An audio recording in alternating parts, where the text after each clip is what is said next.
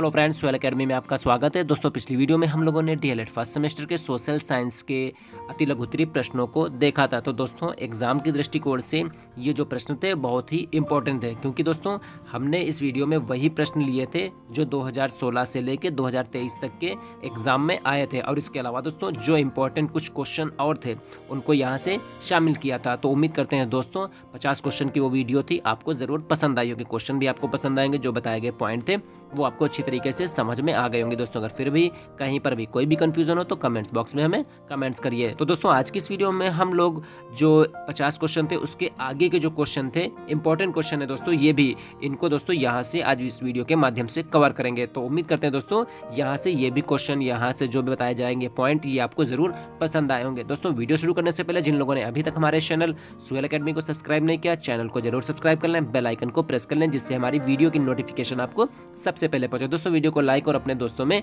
ज्यादा से ज्यादा शेयर करें। तो दोस्तों, यहां से शुरू करेंगे आज की इस वीडियो को। तो दोस्तों, वीडियो को बिना स्किप किए हुए एंड तक जरूर देखिएगा, ठीक। तो यहां पर आज का पहला प्रश्न आता है कि जैन धर्म के 5 अणुव्रत क्या हैं। ठीक है, यहाँ पर 5, इसको पंच अणुव्रत भी कहते हैं, कंफ्यूज मत होइएगा। ठीक है, तो जैन धर्म के 5 अणुव्रत या पंच अणुव्रत, ये देखिए इस तरीके से पूछता है पंच अणुव्रत, ध्यान रखिएगा।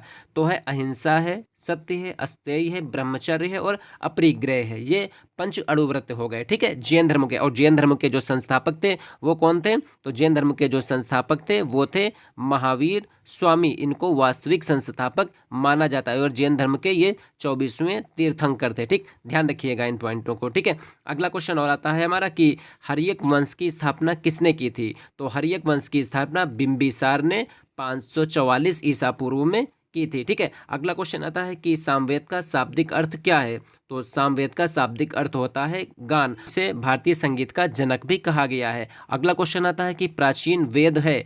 तो ऋग्वेद सबसे प्राचीन वेद है, ठीक है, और वेद कितने हैं? तो वेदों की संख्या है 4, ध्यान रखिएगा।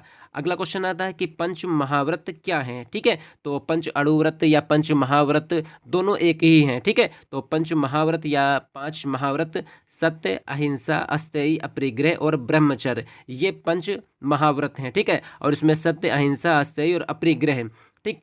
और उसके बाद इसमें जो ब्रह्मचर्य है ये, ठीक है, 5वां अणुव्रत, इसको महावीर स्वामी ने जोड़ दिया था। ठीक है, अगला क्वेश्चन यहाँ पर आता है कि जैन धर्म और बौद्ध धर्म के 2 संप्रदायों के नाम लिखिए। ठीक है, यानी यहाँ पर यह पूछा जा रहा है कि जैन धर्म के 2 संप्रदाय और बौद्ध धर्म के 2 संप्रदाय कौन कौन से हैं। तो जैन धर्म के 2 संप्रदाय हैं, एक है श्वेतांबर और दूसरा है दिगंबर। ठीक है, और बौद्ध धर्म के 2 संप्रदाय, एक हीनयान और दूसरा है महायान। ठीक है, तो यहाँ पर जो जैन धर्म के 2 संप्रदाय हैं, एक है श्वेतांबर, ठीक, दूसरा है दिगंबर। तो श्वेतांबर संप्रदाय के जो लोग होते हैं वे श्वेत वस्त्रों को धारण करते हैं, ठीक है, और दिगंबर संप्रदाय के जो लोग हैं ये नग्न अवस्था में रहते हैं, ठीक, और दिशाओं को अपना वस्त्र मानते हैं। ठीक, ये प्राचीन है दिगंबर, यानी इसमें जैन धर्म जो है, ठीक, ये महावीर स्वामी के प्राचीन अस्तित्व को मानता है। ठीक, और ये यहाँ पे जो गृहस्थ जीवन में प्रवेश करके जैन धर्म को मानते हैं। ठीक है, तो ये उसके साथ साथ ये जो बौद्ध धर्म के 2 संप्रदाय, यहाँ पर एक हीनयान और दूसरा था यहाँ पर महायान। ठीक है, अगला क्वेश्चन फिर यहाँ पर आता है कि महावीर स्वामी की माता का क्या नाम था। ठीक, तो महावीर स्वामी की माता का नाम त्रिशला था। अगला क्वेश्चन यहाँ पर आता है कि बौद्ध धर्म के पतन का कोई एक कारण बताइए, यानी बौद्ध धर्म के पतन के क्या कारण थे। तो कोई एक कारण आपसे पूछ रहा है। ठीक है, तो यहाँ पे जो बौद्ध भिक्षु थे उनका चारित्रिक जो पतन था वो बौद्ध धर्म के पतन का प्रमुख कारण बना। ठीक है, अगला क्वेश्चन आता है महावीर स्वामी को निर्वाण किस जगह प्राप्त हुआ था। तो महावीर स्वामी को निर्वाण प्राप्त हुआ था पावापुरी में। ठीक है, अगला क्वेश्चन यहाँ पर आता है निर्वाण कहते हैं यानी जब उनको मृत्यु हुई थी। ठीक है, ये इसको मृत्यु की जो घटना होती है इसको निर्वाण कहते हैं। ठीक, अगला बुद्ध के अनुसार 4 आर्य सत्य कौन कौन से हैं। ठीक, यानी गौतम बुद्ध के अनुसार 4 आर्य सत्य कौन कौन से हैं। तो दुख समुदाय, ठीक, यानी उसका कारण जिसको होता क्या है वो है इसमें। ठीक है, नंबर 3 पर आता है उसका निरोध, यानी एक ठीक है, निरोध, और उसके बाद यहाँ पर आता है मार्ग। ठीक, तो ये 4 आर्य सत्य हैं, दुख समुदाय, दुख निरोध और दुख निरोध गामिनी प्रतिबाधा। ठीक है, यानी एक मार्ग यहाँ पर दिया गया है, ठीक है, मार्ग बताया गया है। मार्ग कौन से थे? वो अष्टांगिक मार्ग थे, ठीक है। अगला क्वेश्चन फिर यहाँ पर आता है कि महावीर स्वामी के बचपन का क्या नाम था? तो महावीर स्वामी के बचपन का नाम था वर्धमान। तो दोस्तों वेरी वेरी इंपॉर्टेंट क्वेश्चन दोस्तों, यहाँ से एग्जाम में आप डीएलएड का एग्जाम दीजिएगा, आपको सारे के सारे यही क्वेश्चन मिलेंगे, क्योंकि दोस्तों ये आए हुए क्वेश्चन है, ठीक है। अगला फिर यहाँ पर क्वेश्चन आता है कि लुम्बिनी से प्राप्त अभिलेख में अशोक ने कर के विषय में क्या घोषणा की? ठीक है, यानी लुम्बिनी से एक अभिलेख प्राप्त हुआ, वहां पे अशोक ने कर के विषय में यानी जो टैक्स लेता था उसके संबंध में उसने क्या घोषणा की थी? ठीक है, तो अपने राज्याभिषेक के 20वें वर्ष में सम्राट अशोक ने लुम्बिनी की यात्रा की। एग्जाम में दोस्तों बहुत क्वेश्चन आता है कि राज्याभिषेक के किस वर्ष अशोक ने लुम्बिनी की यात्रा की? तो 20वें वर्ष में सम्राट अशोक ने लुम्बिनी की यात्रा की, ठीक है। लुम्बिनी की यात्रा, लुम्बिनी में क्या हुआ था? गौतम बुद्ध जी का जन्म हुआ था, ठीक है। यहाँ पर एक पाषाण स्तंभ लगवाया, ठीक, एक पाषाण स्तंभ लगवाया, ठीक है। इस यात्रा के दौरान ही उसने लुम्बिनी ग्राम में लगान में 8.75% कर जो था उसको माफ़ कर दिया गया। यानी यहाँ पर जो कुल उत्पादन होता था, ठीक, लगान के तौर पे 1/8वां हिस्सा ही देने का आदेश अशोक ने दिया और शेष माफ़ कर दिया, ठीक है। यानी कहा कि 1/8 भाग हमें दीजिए, बाकी जो है हम माफ़ कर देते हैं यहाँ पे, ठीक है। क्यों किया था? क्योंकि यहाँ पर गौतम बुद्ध जी का जन्म हुआ था, ठीक। अगला क्वेश्चन दोस्तों यहाँ पर आता है कि ऋग्वैदिक काल किसे कहते हैं? तो जिस काल में ऋग्वेद की रचना हुई उसे ऋग्वैदिक काल कहा गया, ठीक, और इसी को कहते हैं पूर्व वैदिक काल, ठीक है। तो पूर्व वैदिक काल या ऋग्वैदिक काल में किसकी रचना हुई थी? ऋग्वेद की रचना हुई थी। और बाकी जो 3 वेद थे, ठीक है, इनकी रचना हुई है उत्तर वैदिक काल में, ध्यान रखिएगा, ठीक। अगला क्वेश्चन आता है यजुर्वेद के उपवेद का नाम लिखिए। तो यजुर्वेद का उपवेद जो है उसका नाम है धनुर्वेद, ठीक। अगला क्वेश्चन आता है अथर्ववेद के उपवेद का नाम लिखिए। तो अथर्ववेद के उपवेद का नाम हो जाएगा शिल्पवेद, ठीक। अगला क्वेश्चन यहाँ पर आता है कि बौद्ध धर्म के 4 आर्य सत्य बताइए। तो बौद्ध धर्म के 4 आर्य सत्य कौन कौन से, उनको देखते हैं। तो यहाँ पर सबसे पहला आता है दुख, इस दुनिया में दुख है। दूसरा आता है दुख का कारण, तो तृष्णा या चाहत ये दुख का कारण होता है, ठीक है। दुख का निरोध, यानी तृष्णा से मुक्ति पाई जा सकती है, यानी जो चाहत होती है, जो लगाव होता है, उससे मुक्ति पाई जा सकती है। दुख निरोध का मार्ग, अब जो चाहत या तृष्णा होती है उससे मुक्ति के लिए अष्टांगिक मार्ग जो है बताया गया है, ठीक है। अष्टांगिक मार्ग कौन कौन से हैं उनको अभी आगे देखेंगे, ठीक है। तो देखिए सबसे पहले यहाँ पर समझिए कि दुख के कारण क्या है, 4 आर्य सत्य क्या है। तो सबसे पहला है दुख। तो दुख क्या है? इस दुनिया में चारों ओर दुख ही दुख है, ठीक है। दुख का कारण उन्होंने बताया, क्या बताया? कि किसी की चाहत या किसी की जो तृष्णा होती है, ठीक है, जो लगाव होता है, ये बनता है दुख का कारण। फिर उसके बाद बताया कि जो इससे मुक्ति पाई जा सकती है, ठीक है। तो तृष्णा, इससे क्या हुआ? दुख का ये निरोध था, तो तृष्णा से मुक्ति पाई जा सकती है। बता रहे हैं कि जो लगाव है, जो चाहत है, जो तृष्णा है, उससे मुक्ति पाई जा सकती है। उसके लिए क्या करना पड़ेगा? उसके लिए एक मार्ग बताया। कौन सा मार्ग था? तो वो था अष्टांगिक मार्ग, ठीक है। यानी 8 अष्टांगिक मार्ग बताए। वो अष्टांगिक मार्ग कौन कौन से थे? वो थे सम्यक दृष्टि, सम्यक संकल्प, सम्यक आजीव, सम्यक कर्मांत, सम्यक समाधि, सम्यक आजीव, ठीक है। तो इस तरीके से ये 8 जो थे वो अष्टांगिक मार्ग बताए वहाँ पे, और अष्टांगिक मार्ग के अनुसार जो दुख या तृष्णा है या चाहत है या जो लगाव है उससे मुक्ति पाई जा सकती है, यानी दुखों से छुटकारा पाया जा सकता है, ठीक। अगला क्वेश्चन यहाँ पर आता है कि अर्थशास्त्र का लेखक। तो अर्थशास्त्र के जो लेखक थे वो थे चाणक्य। चाणक्य के अन्य नाम विष्णुगुप्त और कौटिल्य, ठीक, याद रखिएगा नाम ये। और अर्थशास्त्र में क्या है? अर्थशास्त्र में मौर्य साम्राज्य की तत्कालिक सामाजिक, राजनीतिक, धार्मिक, आर्थिक स्थिति का वर्णन किया गया है, ठीक है। अगला क्वेश्चन फिर यहाँ पर आता है कि वैदिक काल किसे कहते हैं? तो जिस काल में ऋग्वेद के अतिरिक्त 3 अन्य वेद यानी यजुर्वेद, सामवेद, अथर्ववेद और ब्राह्मण, उपनिषद, अरण्यक ग्रंथों की रचना हुई उसे वैदिक काल कहा जाता है, ठीक है। यानी इसमें क्या हुआ? यहाँ पर संपूर्ण वैदिक काल की बात कही जा रही है, ठीक है। तो यहाँ पर क्या होगा? ऋग्वेद के अलावा 3 अन्य वेद, यजुर्वेद, सामवेद और अथर्ववेद, ठीक है, अथर्ववेद, और उसके अलावा जितने भी ब्राह्मण ग्रंथ हैं, उपनिषद हैं, अरण्यक ग्रंथ हैं, इनकी रचना हुई उसको वैदिक काल कहा गया, ठीक। अगला क्वेश्चन फिर यहाँ पर आता है कि 16 महाजनपदों में कौन से प्रमुख 4 जनपद हैं, महाजनपद हैं, ठीक है। या फिर 6ठी शताब्दी ईसा पूर्व में भारत में कुल कितने महाजनपद थे? देखिए 16 महाजनपद पूछ रहा है यहाँ पे, ठीक, और पूछ रहा है कि 16 महाजनपदों में से 4 प्रमुख महाजनपद कौन थे, अथवा 6ठी शताब्दी ईसा पूर्व भारत में कुल कितने महाजनपद थे। अगर पूछे 6ठी शताब्दी ईसा पूर्व में भारत में कुल कितने महाजनपद थे, तो आप लिखिएगा 16 महाजनपद थे, ठीक है। और अगर किन्हीं 4 महाजनपदों के नाम पूछ लें तो सबसे पहले मगध लिखिएगा, फिर उसके बाद काशी, फिर गांधार, फिर उसके बाद कंबोज, ठीक। तो 4 महाजनपद आप लिख दीजिएगा, ठीक है। अगला क्वेश्चन फिर यहाँ पर आता है कि महाजनपद काल के इतिहास की जानकारी किन स्रोतों से मिलती है। तो महाजनपद काल के जो स्रोत हैं वो बौद्ध साहित्य और जैन साहित्य से हमें जानकारी मिलती है, ठीक है। अगला क्वेश्चन, उदयन किस राज्य का शासक था। तो उदयन उदयन जो था वत्स राज्य का शासक था ये, ठीक है। अगला, मगध की राजधानी का नाम। तो मगध की राजधानी का नाम था राजगृह, ठीक। अगला, परसेनचित्र किस जगह का शासक था। तो परसेनचित्र कौशल राज्य का सम्राट था या शासक था, ठीक है। अगला क्वेश्चन फिर यहाँ पर आता है कि सिकंदर ने भारत पर कब आक्रमण किया। तो सिकंदर ने 326 ईसा पूर्व में मार्च महीने में भारत पर आक्रमण किया था, ठीक है। अगला क्वेश्चन आता है कि प्रमुख उपनिषदों के नाम बताइए। तो यहाँ पर प्रमुख उपनिषद कौन कौन से हैं। ईश, केन, कंठ, तैतरीय, ऐतरेय, छंदोग्य और श्वेताश्वर, ये उपनिषद हैं यहाँ पे, ठीक है। तो एग्जाम में इसी तरीके से दोस्तों क्वेश्चन आते हैं, इंपॉर्टेंट क्वेश्चन यहाँ पर है, ठीक है। अगला क्वेश्चन फिर यहाँ पर आता है कि अरुण ग्रह की खोज किसने की। तो इसकी खोज 1781 में विलियम हर्शेल द्वारा की गई थी। अगला, सौरमंडल का प्रधान कौन है, यानी सौरमंडल का मुखिया कौन है, ठीक है, प्रधान कौन है। तो उसको कहेंगे सूर्य को, ठीक है, ध्यान रखिएगा। अगला क्वेश्चन फिर यहाँ पर आता है नीवी क्या है, ठीक है। तो नीवी क्या है। तो नीवी कटी भाग में पहने जाने वाला वस्त्र था, ठीक है। तो यहाँ पर वैदिक काल में एक वस्त्र पहना जाता था जो नीचे भाग में होता था, उसको नीवी कहते थे, ठीक। अगला क्वेश्चन आता है त्रिरत्न क्या है, समझाइए। तो त्रिरत्न जैन और बौद्ध धर्म में पाए जाने वाले प्रमुख सिद्धांत है यहाँ पे, ठीक है। और यहाँ पे बौद्ध धर्म के आ जाएंगे त्रिरत्न, बुद्ध, धम्म और संघ, ये जैन बौद्ध धर्म के त्रिरत्न है यहाँ पे, ठीक है। अगला क्वेश्चन फिर यहाँ पर आता है मास्टर ऑफ गॉड्स किस ग्रह को कहते हैं। तो बृहस्पति को मास्टर ऑफ गॉड्स ग्रह भी कहते हैं, ठीक है। अगला क्वेश्चन यहाँ पर आता है कि आकाशगंगा सादृश्य ग्रह किसे कहते हैं। तो शनि ग्रह को आकाशगंगा सादृश्य कहा जाता है, ठीक है। अगला क्वेश्चन फिर यहाँ पर आता है कि सूर्य से वरुण की दूरी कितने करोड़ किलोमीटर है, ठीक है।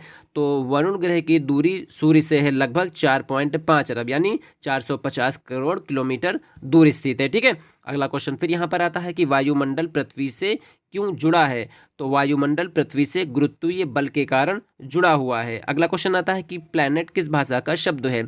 तो प्लैनेट ग्रह को अंग्रेजी भाषा में कहते हैं प्लैनेट, जो ग्रीक भाषा के शब्द प्लेनेटाई से बना हुआ, जिसका अर्थ है चारों ओर घूमने वाला, ठीक है। अगला क्वेश्चन फिर यहाँ पर आता है कि किस सम्मेलन में सौरमंडल में विद्यमान पिंडों को 3 श्रेणियों में बांट दिया गया। तो अंतर्राष्ट्रीय खगोल शास्त्रीय संघ, इंटरनेशनल एस्ट्रोनॉमिकल यूनियन AAIU के प्राग सम्मेलन जो हुआ था 24 अगस्त 2006, इसके अनुसार सौरमंडल में विद्यमान जितने भी पिंड हैं उनको 3 श्रेणियों में बांट दिया गया, ठीक है। अगला क्वेश्चन यहाँ पर फिर आता है कि सूर्य से प्राप्त ऊष्मा को क्या कहेंगे। तो सूर्य से प्राप्त जो ऊष्मा होती है उसको कहते हैं सौर ऊर्जा। अगला क्वेश्चन आता है कि पृथ्वी की बहन ग्रह किसे कहते हैं, भगिनी ग्रह, ठीक है। तो इसको कहते हैं, ये होता है सूर्य यहाँ पे, ठीक। अगला क्वेश्चन फिर यहाँ पर आता है सौरमंडल किस आकाशगंगा में स्थित है। तो मंदाकिनी आकाशगंगा में हमारा सौरमंडल स्थित है। ये सर्पिलाकार है, इसमें रात्रि के समय आकाश में तारों के समूह की एक दुधिया पतली सी दिखाई देने वाली मेखला, ठीक, जिसको कहते हैं मिल्की वे, ठीक है। अगला क्वेश्चन फिर यहाँ पर आता है कि पृथ्वी को हरित ग्रह यानी ग्रीन प्लैनेट क्यों कहते हैं। तो पृथ्वी को हरित ग्रह इसलिए कहते हैं क्योंकि पृथ्वी पर ही जीवन पाया जाता है। यदि पृथ्वी पर ग्रीन हाउस प्रभाव नहीं होता तो पृथ्वी पर भी जीवन नहीं होता, ठीक, ध्यान रखिएगा। अगला क्वेश्चन फिर यहाँ पर आता है कि नासा का पूरा नाम क्या है। नेशनल एरोनॉस्टिक एंड स्पेस एडमिनिस्ट्रेशन, ये नासा का पूरा नाम है, ठीक है। क्षुद्र ग्रह कहाँ पर पाए जाते हैं। तो क्षुद्र ग्रह मंगल और बृहस्पति ग्रह के मध्य पाए जाते हैं। अगला क्वेश्चन यहाँ पर आता है कि तारा किसे कहते हैं, ठीक है। तो ऐसे खगोलीय पिंड जो लगातार प्रकाश और ऊष्मा उत्सर्जित करते हैं तारा कहलाते हैं। सूर्य भी एक तारा है जो पृथ्वी के नज़दीक होने के कारण अधिक बड़ा दिखाई देता है, ठीक है। अगला, फरवरी कितने वर्ष बाद 29 दिन की होती है। तो फरवरी 3 वर्ष बाद यानी चौथे वर्ष में 29 दिन की होती है यहाँ पे, ठीक है। यानी तीन वर्ष के बाद चौथा वर्ष जब चालू हो जाएगा तो उसमें क्या होगी, फरवरी 29 दिन की हो जाएगी। जैसे 2020 में फरवरी 29 दिन की थी और अब क्या हुआ 2024 में फरवरी 29 दिन की हुई। और जब फरवरी 29 दिन की हो जाती है तो वो कहलाता है लीप वर्ष, ठीक, ध्यान रखिएगा दोस्तों ये पॉइंट। अगला क्वेश्चन फिर यहाँ पर आता है कि सौरमंडल के ग्रहों के नाम बताइए। तो यहाँ पर सौरमंडल के ग्रह पूछ रहे हैं, ठीक है। तो बुध, शुक्र, पृथ्वी, मंगल, बृहस्पति, शनि, अरुण यानी यूरेनस और वरुण यानी नेपच्यून। और यम को क्या किया गया, यम को ग्रहों की सूची से इसको हटा दिया गया, ठीक है। अगला फिर क्वेश्चन यहाँ पर आता है कि सूर्य ग्रहण कब होता है, ठीक।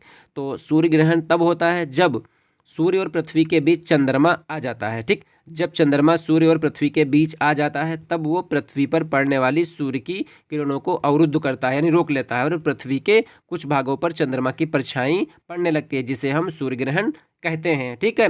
अगला क्वेश्चन फिर यहाँ पर आता है कि मापक के अनुसार मानचित्र कितने प्रकार के होते हैं, उनके नाम लिखिए।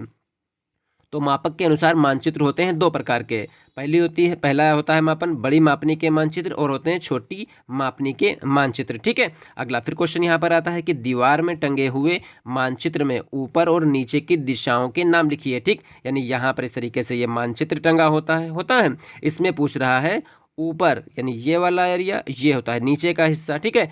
पूछ रहा है कि ऊपर और नीचे की दिशाओं के नाम लिखिए। तो ऊपर की जो दिशा होगी वो हो जाएगी उत्तर, ठीक है। ऊपर से उत्तर याद रखिएगा, नीचे याद रखिएगा दक्षिण, ठीक। और ये जो यहाँ पर एरिया आएगा, ठीक, ये हो जाएगा पूरब का यानी पूर्व दिशा हो जाएगी, ठीक। और ये वाला हो जाएगा इस साइड में पश्चिम हो जाएगा, ठीक है। ध्यान रखिएगा दोस्तों ये डायग्राम इस तरीके से। अगला फिर क्वेश्चन यहाँ पर आता है कि परिभ्रमण का अर्थ लिखिए अथवा परिभ्रमण किसे कहते हैं। तो पृथ्वी एक धुरी पर सदैव पश्चिम से पूर्व की ओर घूमती है। पृथ्वी की इस गति को घूर्णन अथवा आवर्तन गति भी कहते हैं। पृथ्वी अपनी गति पर जब एक चक्कर पूरा लगा लेती है तो एक दिन होता है, इसी गति को दैनिक गति भी कहते हैं, ठीक है। अगला क्वेश्चन फिर आता है कि ज्वार और भाटा किसे कहते हैं। तो ज्वार भाटा वे सागरीय तरंगे हैं जो पृथ्वी, चांद और सूर्य के आपस में आकर्षण से उत्पन्न होती हैं। जब समुद्री जल ऊपर उठता है, ठीक है, तो उसे कहते हैं ज्वार, और जब वो नीचे आता है तो उसको क्या कहेंगे, भाटा। यानी जब समुद्र जल ऊपर जाएगा, समुद्र का जल इस तरीके से ऊपर जाएगा, ठीक है, तो इसको क्या कहेंगे, इसको कहेंगे ज्वार। और जब यही जल पानी जो होता है नीचे इस तरीके से आता है, ठीक, तो इसको क्या कहते हैं, इसको कहते हैं भाटा, ठीक। अगला क्वेश्चन यहाँ पर आता है कि अक्षांश रेखा किसे कहते हैं, ठीक है। तो भूमध्य रेखा के उत्तर या दक्षिण धरातल पर दिए गए किसी बिंदु से पृथ्वी के केंद्र के बीच कोणीय कोण की माप की दूरी को अक्षांश रेखा कहते हैं, ठीक। देखिए यहाँ पे तो इस तरीके से ये ग्लोब होता है, ग्लोब पर ये काल्पनिक रेखाएं पूरब से पश्चिम दिशा की ओर खिंची होती हैं, ठीक है, इनको कहते हैं अक्षांश रेखा। आप इस तरीके से आंसर लिखिएगा कि पृथ्वी पर आप ये लिखिएगा, तो आपको आंसर किस तरीके से लिखना है कि ग्लोब पर वे काल्पनिक रेखाएं जो पूरब से पश्चिम की ओर खिंची होती हैं उनको अक्षांश रेखा कहते हैं। और यहीं पर देखिए अगर देशांतर रेखा पूछ लें तो आप बताइए उत्तर, ये उत्तर यहाँ पर ध्यान रखिएगा, उत्तर ये है, दक्षिण ये है। अगर आप यहाँ से आप दिशाओं को अच्छे से समझ जाते हैं ग्लोब पे तो आपको प्रॉब्लम नहीं होगी। तो आप इस तरीके से देशांतर को लिखिएगा कि वे रेखाएं जो उत्तर से दक्षिण की ओर आपस में मिली होती हैं, ठीक है, तो उनको क्या कहते हैं, वो देशांतर रेखाएं होती हैं। और जो रेखाएं पूरब से पश्चिम की ओर ग्लोब पर खिंची होती हैं, ठीक है, तो वो होती हैं अक्षांश रेखाएं। ये दोस्तों काल्पनिक रेखाएं होती हैं, ये होती है भूमध्य रेखा, ठीक। और जब यहाँ पर ये भूमध्य रेखा हो गए तो पृथ्वी को क्या करती हैं, दो बराबर भागों में बांट देती है। ये ऊपर का हो जाता है उत्तरी गोलार्ध और नीचे का हो जाता है दक्षिणी गोलार्ध। ध्यान रखिएगा दोस्तों ये वाले पॉइंट को, ठीक है।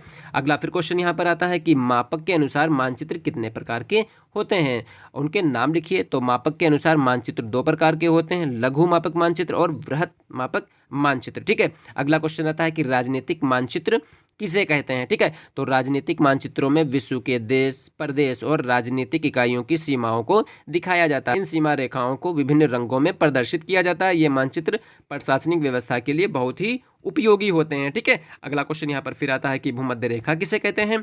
तो पृथ्वी को दो गोलार्ध यानी उत्तरी गोलार्ध और दक्षिणी गोलार्ध में विभाजित करने वाली जो रेखा होती है उसको भूमध्य रेखा कहते हैं। देखिए ये है, और यहाँ पर क्या हुआ, ये इस तरीके से रेखा खिंची हुई है, ठीक है, अक्षांश रेखा। तो ये हो गई भूमध्य रेखा, यानी ये क्या कर रही है, पृथ्वी को दो बराबर भागों में बांट रही है। ये हो जाएगा ऊपरी उत्तर गोलार्ध, उत्तरी गोलार्ध, ठीक है ना, और नीचे हो जाएगा दक्षिणी गोलार्ध, ठीक। ध्यान रखिएगा दोस्तों, बहुत अगर इस तरीके से आप समझेंगे तो आपको कोई प्रॉब्लम नहीं होगी, एग्जाम में क्वेश्चन खुद ब खुद आपका तैयार हो जाएगा, ठीक है। अगला क्वेश्चन फिर यहाँ पर आता है कि मकर रेखा किसे कहते हैं। तो वृत्त में 23.5 डिग्री दक्षिणी अक्षांश की रेखा मकर रेखा कहलाती है। यहाँ पे देखिए इस तरीके से ये होता है, ठीक है। भूमध्य रेखा, यहाँ पर दक्षिणी अक्षांश में 23.5 डिग्री, यहाँ पर ये 23.5 डिग्री, यहाँ पर ये हो गई भूमध्य रेखा, ये हो गई आपकी 23.5 डिग्री मकर रेखा, ठीक है। और ये यहाँ पर उत्तर में जो 23.5 डिग्री यहाँ पर ये रेखा है, इसको कहते हैं कर्क रेखा, ठीक है। अगला फिर क्वेश्चन यहाँ पर आता है कि विषुवत रेखा को कौन सी नदी 2 बार काटती है? तो विषुवत रेखा को कांगो नदी 2 बार काटती है। ध्यान रखिएगा, वेरी इंपॉर्टेंट क्वेश्चन है, ठीक है। और कांगो नदी को जायरे नदी भी कहते हैं। अफ्रीका महाद्वीप की ये प्रमुख नदियों में से एक है। ये नदी दक्षिण अफ्रीका महाद्वीप के कांगो गणराज्य जायरे में बहती है। ध्यान रखिएगा दोस्तों। तो विषुवत रेखा को कौन सी नदी 2 बार काटती है? कांगो नदी। कांगो नदी का अन्य नाम क्या है? तो इसको जायरे नदी भी कहते हैं। किस महाद्वीप में है ये? तो ये अफ्रीका महाद्वीप की प्रमुख नदियों में से एक है ये, ठीक है। अगला क्वेश्चन फिर यहाँ पर आता है कि दो अक्षांशों के बीच की दूरी कितनी होती है? तो दो अक्षांशों के बीच की जो दूरी होती है वो होती है 111.32 किलोमीटर, ठीक है। अगला क्वेश्चन फिर यहाँ पर आता है सूर्य से प्राप्त ऊष्मा को क्या कहते हैं? तो सूर्य से प्राप्त ऊष्मा को सौर ऊर्जा, तो सूर्य से प्राप्त ऊष्मा को कहेंगे सौर ऊर्जा, ठीक है। अगला फिर क्वेश्चन यहाँ पर आता है कि विक्रम साराभाई अंतरिक्ष केंद्र कहाँ स्थित है? तो विक्रम साराभाई अंतरिक्ष केंद्र तिरुवनंतपुरम यानी केरल में स्थित है ये, ठीक है। अगला क्वेश्चन यहाँ पर देखते हैं कि पृथ्वी के परिभ्रमण की दिशा निर्धारित कीजिए। तो पृथ्वी के परिभ्रमण की जो दिशा होगी वो होगी पश्चिम से पूर्व की ओर।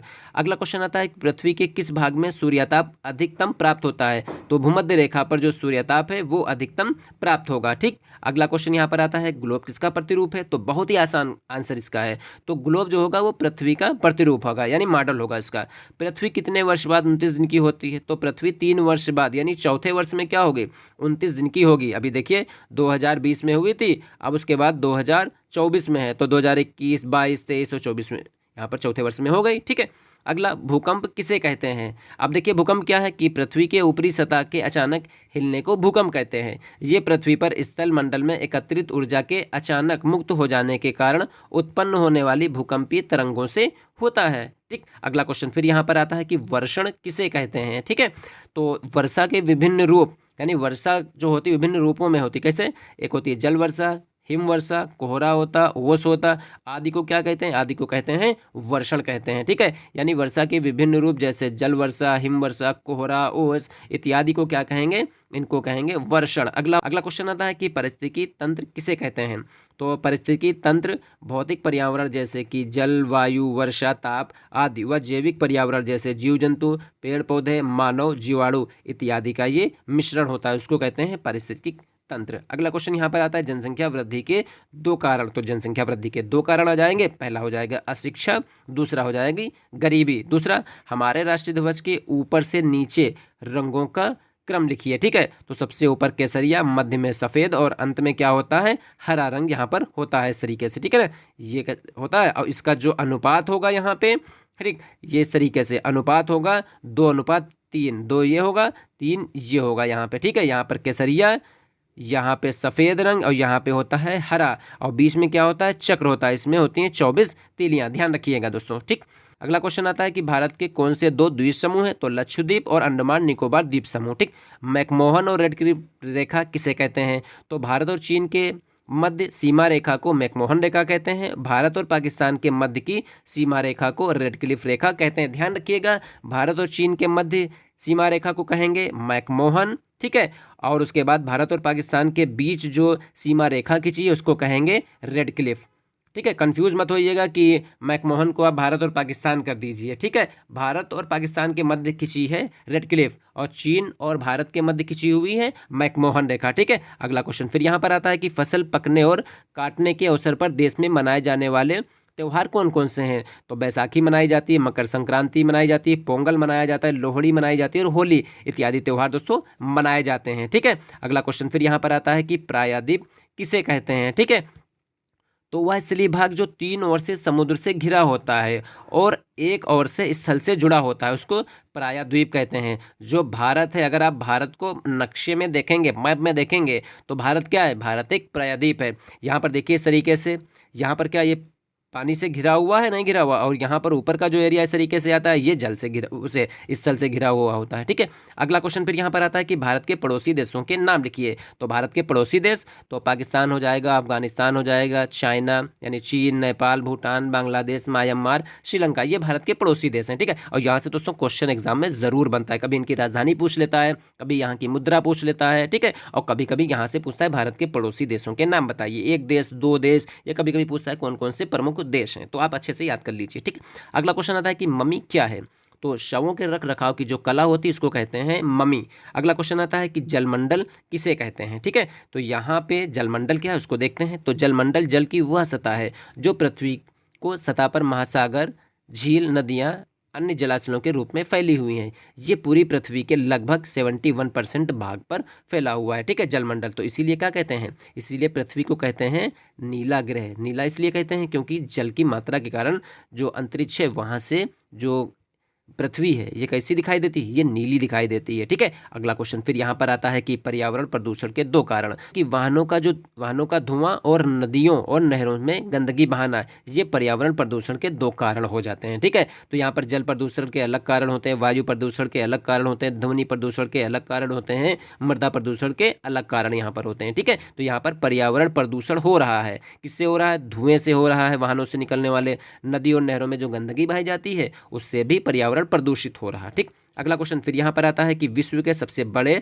और सबसे छोटे महाद्वीप का नाम। तो सबसे बड़ा महाद्वीप हो जाएगा एशिया महाद्वीप, सबसे छोटा महाद्वीप हो जाएगा ऑस्ट्रेलिया महाद्वीप। ठीक है, अगला क्वेश्चन फिर यहाँ पर आता है कि अफ्रीका महाद्वीप की सर्वोच्च चोटी कौन सी है। तो अफ्रीका महाद्वीप की सर्वोच्च चोटी हो जाएगी माउंट किलिमंजारो। ठीक है, अगला क्वेश्चन स्थलमंडल किसे कहते हैं। तो स्थलमंडल पृथ्वी की संपूर्ण ऊपरी सतह जिस पर महाद्वीप और महासागर स्थित हैं, ये कठोर चट्टानों से निर्मित होती है, उसको क्या कहेंगे, उसको कहेंगे स्थल मंडल। एग्जाम में दोस्तों क्वेश्चन इसी तरीके से 1 नंबर में पूछा जाएगा। ठीक है, अगला क्वेश्चन कि रबड़ किस प्रकार के वनों का प्रमुख वृक्ष है। ठीक है, तो रबड़ जो है वो उष्णकटिबंधीय सदाबहार वनों का ये प्रमुख वृक्ष होता है। ठीक, अगला क्वेश्चन यहाँ पर आता है भारत में शक्ति के 3 साधन बताइए।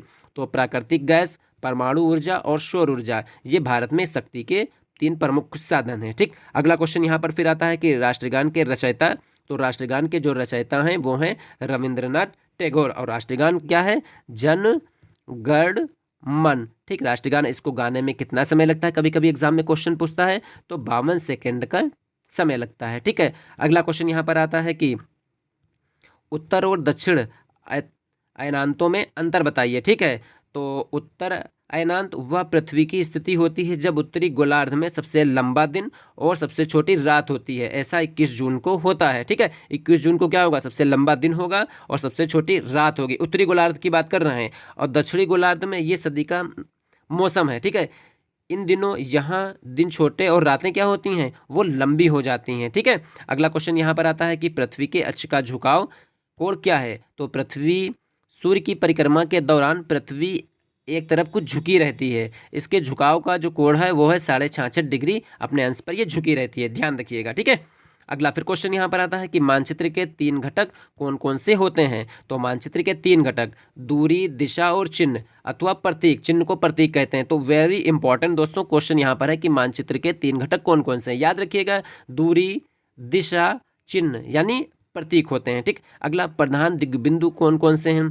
तो प्रधान दिग्बिंदु 4 हैं, उत्तर, दक्षिण, पूर्व और पश्चिम। ठीक, अगला क्वेश्चन फिर यहाँ पर आता है कि मानचित्र के पैमाने से आप क्या समझते हैं। तो ये मानचित्र का जो पैमाना होता है तो यह वास्तविक जमीनी दूरी और मानचित्र पर दर्शाई गई दूरी के बीच का अनुपात होता है। ठीक है, तो दोस्तों आज की इस वीडियो में हम लोगों ने 51 से लेके 136 क्वेश्चनों को कवर कर लिया। तो उम्मीद करते हैं दोस्तों यहाँ से जो भी बताए गए पॉइंट और जो भी बताए गए क्वेश्चन है वो आपको जरूर पसंद आएंगे। वीडियो भी दोस्तों आपको जरूर पसंद आएगी। दोस्तों अगर फिर भी कहीं पर भी कोई कंफ्यूजन हो तो कमेंट्स बॉक्स में हमें कमेंट्स करिए। दोस्तों वीडियो को लाइक और अपने दोस्तों में ज़्यादा से ज़्यादा शेयर करिए। दोस्तों जिन लोगों ने अभी तक हमारे चैनल सोयल अकेडमी को सब्सक्राइब नहीं किया तो चैनल को जरूर सब्सक्राइब कर लें, बेल आइकन को प्रेस कर लें, जिससे हमारी वीडियो की नोटिफिकेशन आपको सबसे पहले पहुंचे। दोस्तों वीडियो को लाइक और अपने दोस्तों में ज़्यादा से ज़्यादा शेयर करें। मिलते हैं दोस्तों बहुत ही जल्दी नेक्स्ट वीडियो में। तब तक के लिए दोस्तों अपना ख्याल रखिए और अपनी स्टडी को कंटिन्यू जारी रखिए।